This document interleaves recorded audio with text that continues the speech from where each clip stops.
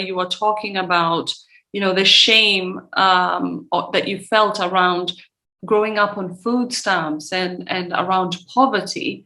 And that's something that almost everyone at some point in their journey can relate to.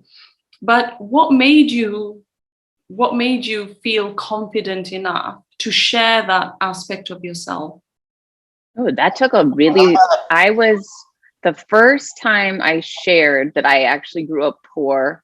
It was a year before I got fired. So I was 42. It took me to be 42 years old before I ever shared that publicly. So that was really hard for me to do. And the only reason I did it is I was raising money for charity at the event. And I knew that if I could get these people to understand that I actually know the pain that these kids are in, that maybe if they felt relatable, they might give more money.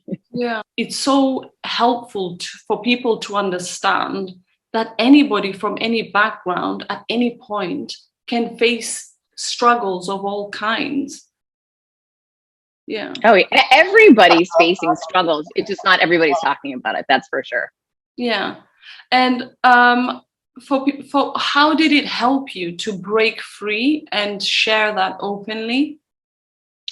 Well, what happened was my assistant was in the back of the event. She was there with me to support me. And I had never shared any of my talks publicly ever.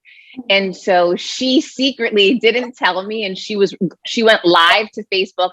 I saw her in the back of the room, but I figured she was trying to take pictures of me to share with me or whatever, but I trusted her. I didn't worry what she was doing.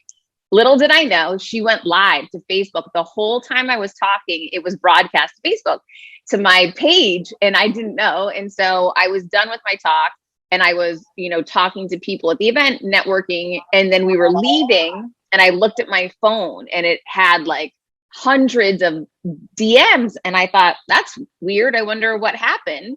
And I opened Facebook, and I realized she had streamed my talk. And what I anticipated was, oh boy, people are going to tell me I'm a loser. And, that's so embarrassing that you're poor, and all my fears that I had around sharing that, that people would think I'm less than or can't relate to me. But it was the opposite. It was all messages of people saying to me, thank you so much for doing this. You make me feel like I belong too. I am disabled. I grew up poor. I'm not smart. I'm whatever feeling someone had that they thought I'm not enough.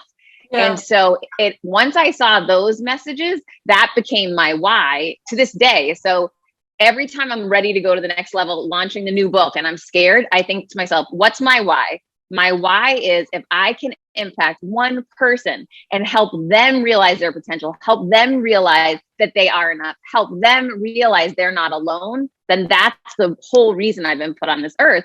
So I always go back to that, and I think about that day a lot, because I was really nervous that I was going to cry. I was really nervous I was going to break down, but I got through it. And then I helped a lot of people with that message. And now I want to broadcast every message out there, because I learned you can really help a lot of people.